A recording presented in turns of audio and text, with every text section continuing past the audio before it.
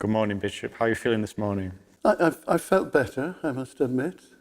So today we'd just like to get to know you more as a person, really. So could you tell us a bit about how you was as a child, your background, and how you first felt the vocation to the religious life? Yeah, I suppose that I had a slightly unconventional childhood in that I was brought up by my paternal grandparents, my mother having died when I was very young. My grandmother was devout Catholic, of Irish background. My grandfather really wasn't anything in particular. He'd been baptised as an Anglican, but had never really gone to church over the years. But growing up, he ensured that I carried out my own duties. In some ways, more than my grandmother, actually. You know, as growing up, I was an altar server, and often in those days there would be regular weekday masses in the evening, and sometimes I didn't feel like going, but it was my grandfather rather than my grandmother who pushed me out and got me around to mass and so on. And I grew up in a Redemptorist parish, and I saw the kind of Redemptorists coming, as well as running the parish. There was a number of missioners who would go out and give missions and come back again. So I saw that aspect of their life as well. And it was really the kind of inspiration of the community that encouraged me to think about a vocation to priesthood, and in particular to becoming a Redemptorist. Was there a particular day when you were in prayer, or you were just reflecting, where you really felt that you were certainly called to that form of life? Or? Well, I think you only know for certain that you're called to be a priest when you're laid out on the floor on the day of your ordination. I think that's the only thing perhaps you say, well, actually this is what the Lord is actually calling you to be. And I don't think, leading up to that, I don't think for me there was any kind of wow, eureka moment that said, well, actually this is what the Lord wants you to do. So I think you were quite young when you first felt the attraction, Bishop. Did you ever have any doubts about your vocation? Or?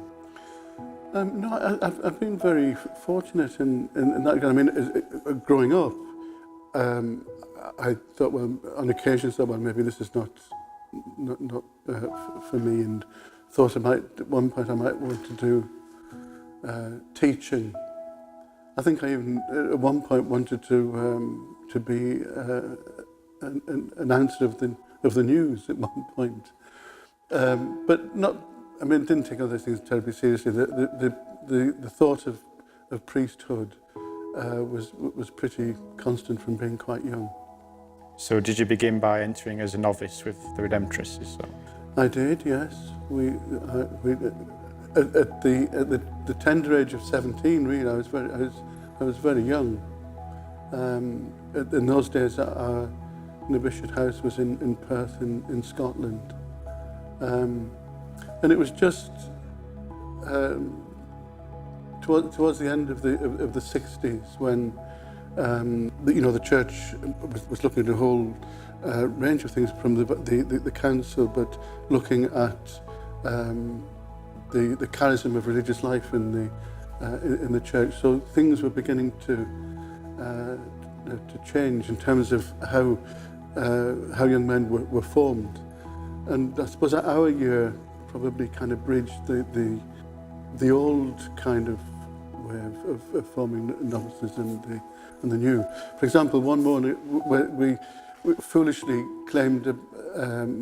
complained rather about the heating in the novices' oratory, thinking that the novice master might turn the heating up.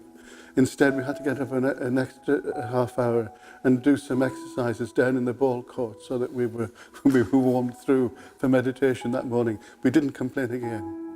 So, could you tell us a bit more about what the atmosphere was like living with the Redemptorists? Well, we're very strong on community, and I found it a great joy on the whole, to be honest. There were times when you could see the brethren far away, to be honest, too.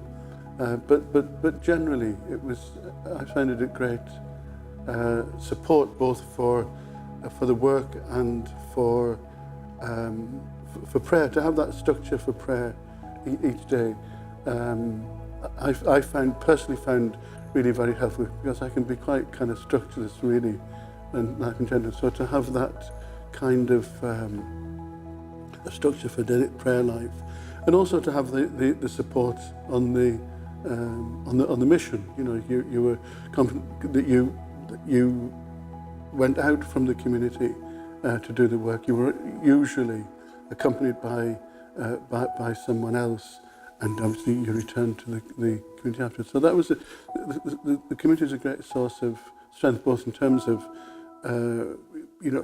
personal prayer life, and also in the work that we undertook and that I undertook personally.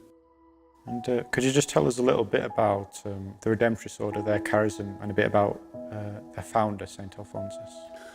Alphonsus was the eldest of 7 children, born into a kind of middle-class Neapolitan family. Both parents of the kind of lower strands of the nobility. Father Italian, his mother Spanish, and being the firstborn male, he was steered towards a career in law by his father. So by the age of 16, he had a double doctorate in church and canon law, and was something of a comic figure, I believe, running the courts of Naples. But he was never happy with his chosen career, or the career chosen by his father. Always harboured thoughts of priesthood, and eventually, against his father's will, initially, began his studies for the priesthood, and he spent some time in what was the Chinese college in Naples, and in the summer of 1731, he and some companions took a holiday, and there was a bit of a kind of a storm on the Bay of Naples, and they ended up in a little place called Scala, above the Amalfi coast. And there Alphonsus saw people, ordinary folk who made their living by tilling the land and so on, who had heard very little of the gospel message. They were little aware of Jesus' personal love for them, and Alphonsus was overwhelmed by this kind of knowledge of God's love for him. And it was largely because a lot of the priests in Naples were living at home with their families, as was their tradition, and weren't madly keen on coming out to these poor in the country districts surrounding the city of Naples. So he and some of the companions from the Chinese college made the decision that they would minister to these people in these country districts. So he and the early companions in the cathedral in Scala vowed to give their lives to preaching the gospel to the poor and the most abandoned. And that's the charism of the congregation of the Most Holy Redeemer, the explicit proclamation of the gospel to the poor and the most abandoned. So Bishop, could you tell us about just about your ordination and what life was like the first couple of years of being a priest? Yeah, I loved it. Not a care in the world, just going out and preaching the gospel through parish missions and school missions.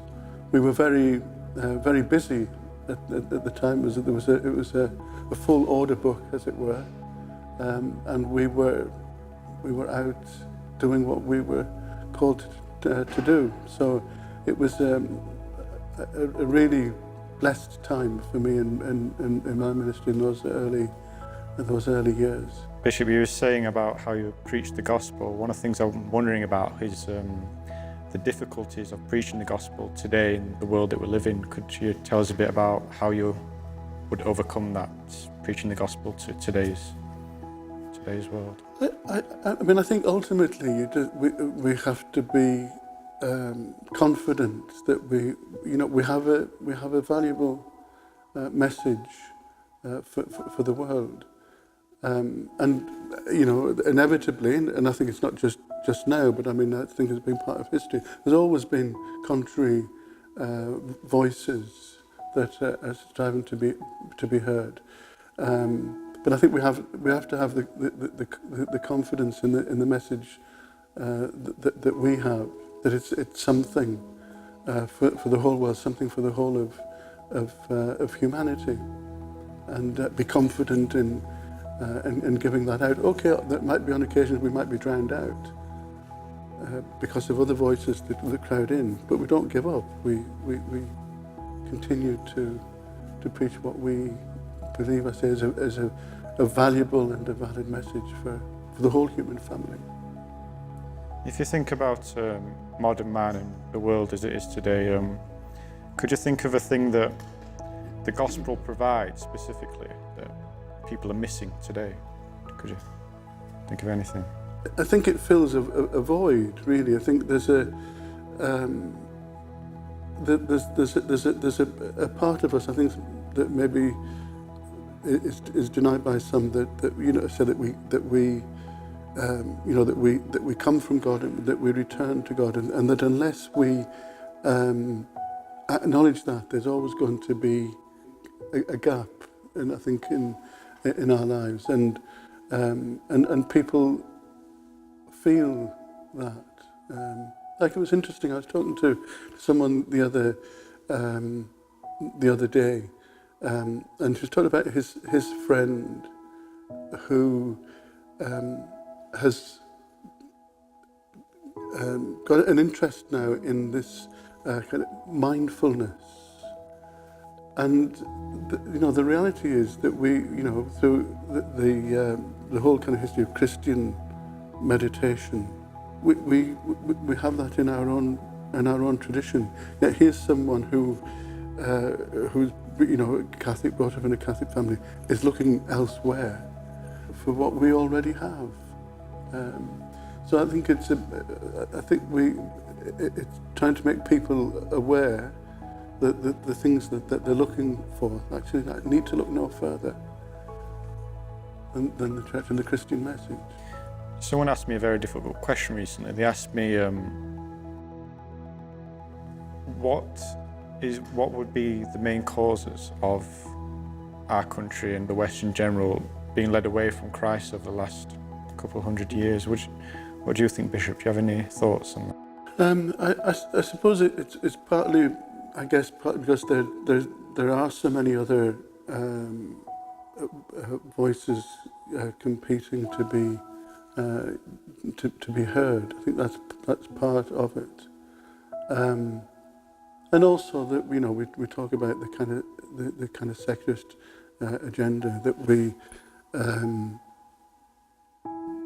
society by and large in the West wants something, and they want it now, and if we can't get it now, then we dispose of it. So I suppose that I think that these factors all kind of feed in, I think, to that kind of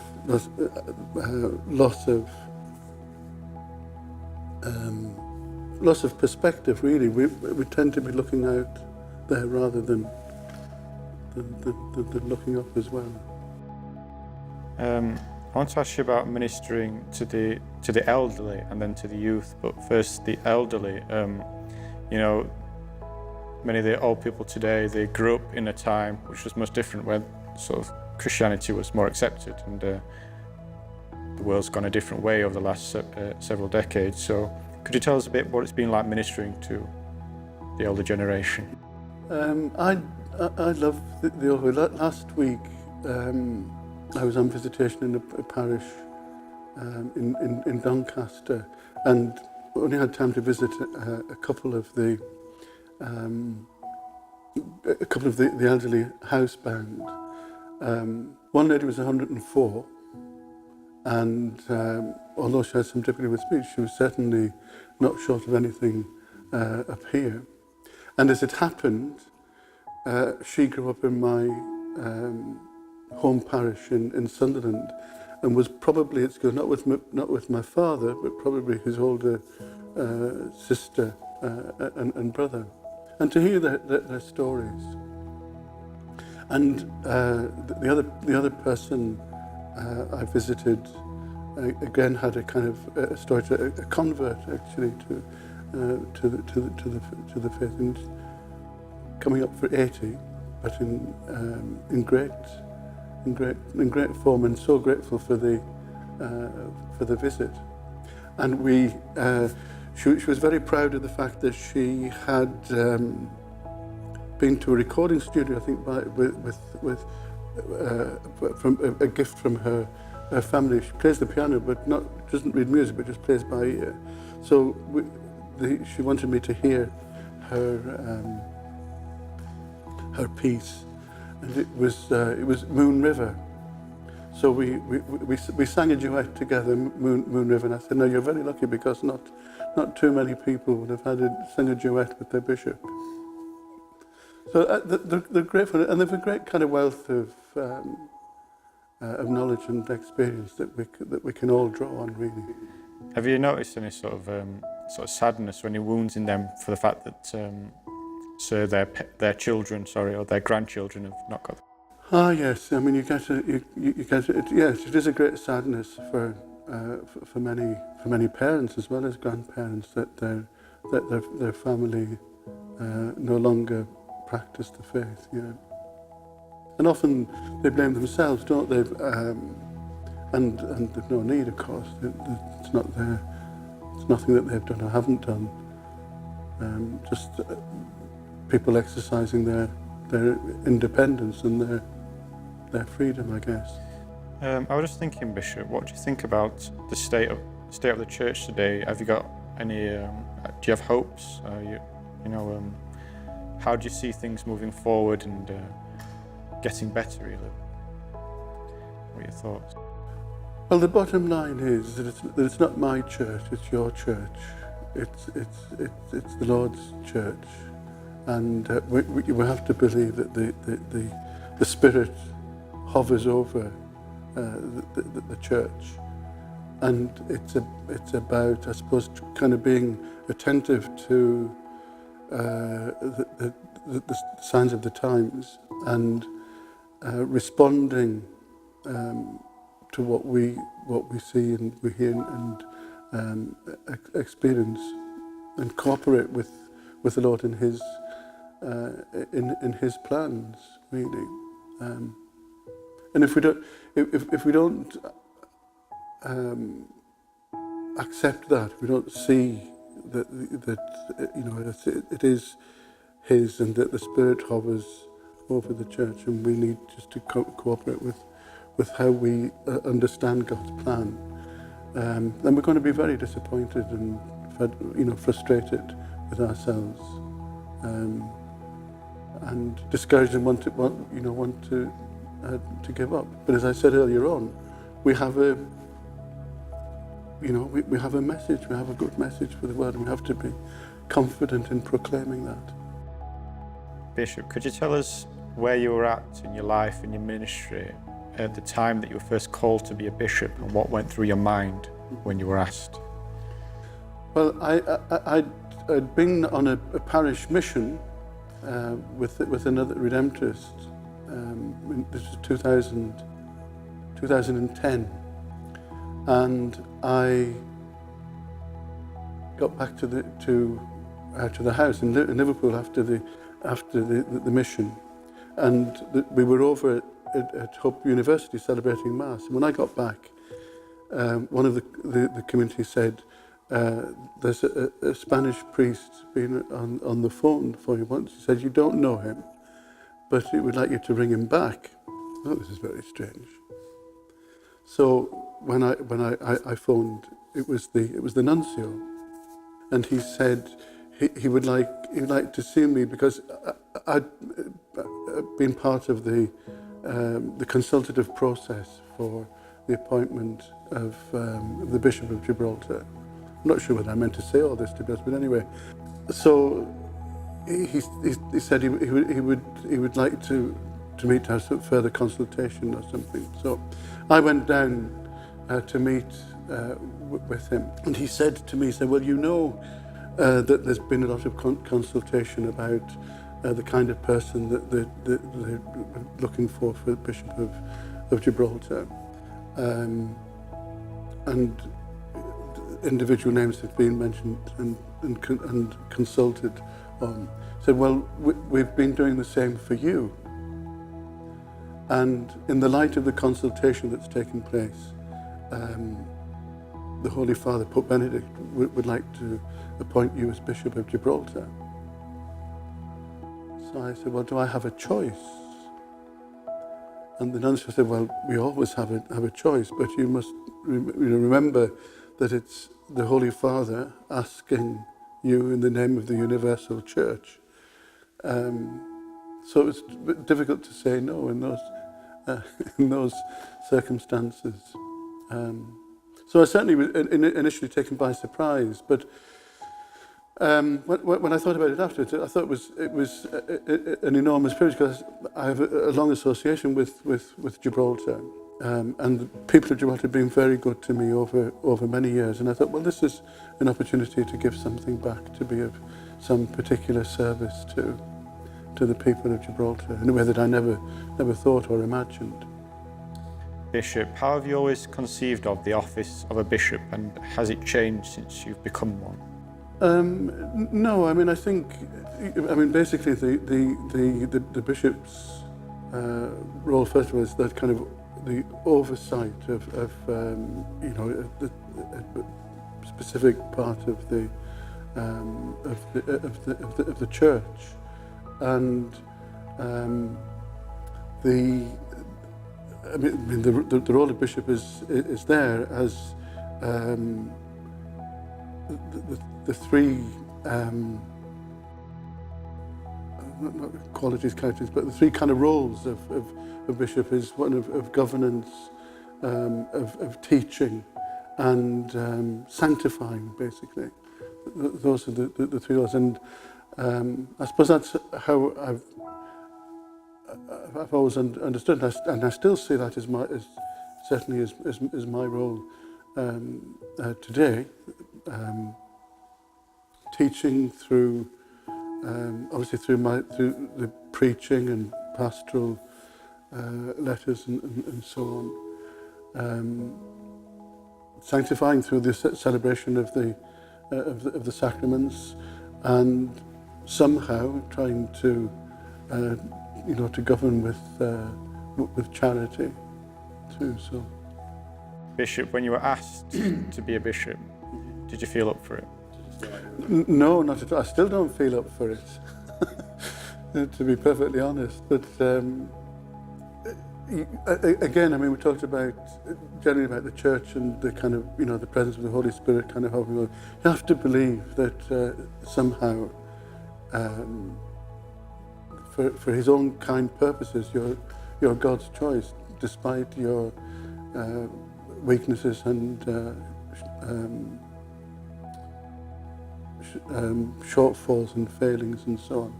Bishop, you were first appointed as Bishop of Gibraltar. Yeah. Could you tell us a bit about the Catholic community in Gibraltar and your time with them as Bishop? Well, it's a population of 30,000, and about 80%, 23,000 would be nominally Catholic. But the percentage of mass attendance would be much the same as we have here. It would be quite a devotional church, I think, in in many ways. And those who are involved are very actively involved. But the others out on the fringes a little bit would regard themselves as Catholic and would be very upset if you suggested otherwise. But they would be out on the fringes a little bit. And because it was so small, I was very much in and out of all the parishes. We talked about the youth a few moments ago. We had, at that time, we had a very good youth prayer group. And that core group now are up in their mid to late 20s, but it was a real joy and privilege to accompany them on that period in their lives. So. Bishop, could you tell us a bit about the work that's going on in Hallam Diocese today, especially in the area of evangelisation? Yeah, I think there are lots of things going on, and sadly, I think the perception by some, understandably, because we're looking at kind of rationalising parish communities, that everything is kind of drawing in and kind of dying in Hallam, but that's I don't think that is true. A number of individual parishes are very much in all sorts of different ways looking out beyond their local parish communities, and one of the big kind of projects for evangelisation we're looking at, particularly the evangelisation of the young adults, is something that will hopefully begin in the autumn around the old St Vincent's school. With one of our priests, Father Lee, establishing this kind of mission hub that would be a focus for evangelisation, training young people to go out and evangelise other young people. Linked also with the work in the two universities in the city of Sheffield. So I think that's a kind of major work. But individual parishes are looking at different ways in which they might be able to reach out beyond the parish boundaries. So, contrary to what might be perceived by some people, there are lots of things that are actually happening and other things that are being planned. Okay, Bishop, could you finish by giving us a message for the audience? Well, yeah, just first of all, just to thank you for the privilege to come into your homes and to speak to you indirectly through Jack here, and really just to encourage you, partly what I was saying early on in the interview, that we have a great message, and to have the confidence to proclaim that when and wherever we have the opportunity. Thank you very much for speaking to me, Bishop. Thank you. Pleasure. I want to give my blessing to Shalom TV, to all those who work in it, and to the work that they're doing, and all those who receive their message. I hope that you will continue to be God's instruments in the world and to evangelize with power and confidence. And may Almighty God bless you all, Father, the Son, and the Holy Spirit. Shalom World, God's own channel.